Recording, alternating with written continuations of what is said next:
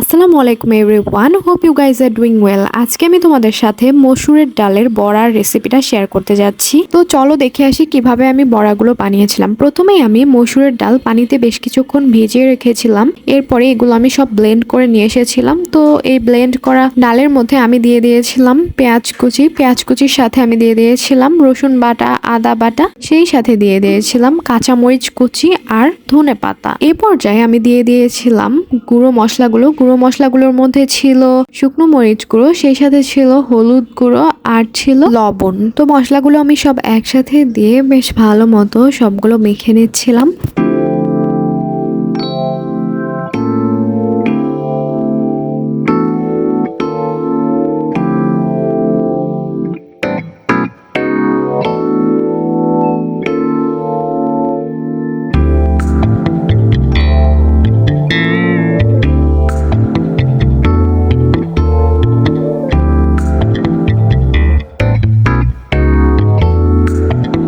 মশলা এবং ডালগুলো সব মাখানো হয়ে গেলে সেখানে আমি দিয়ে দিয়েছিলাম 1 টেবিল চামচ চালের গুঁড়ো আর মশলা দিয়ে সবগুলো একসাথে আবারও ভালো মতো মিক্স করে আমি একটি কড়াইতে দিয়ে দিয়েছিলাম সয়াবিন তেলগুলো যখন গরম হয়ে এসেছিল তখনই আমি বড়াগুলোকে একটা একটা করে দিয়ে ভেজে নিচ্ছিলাম।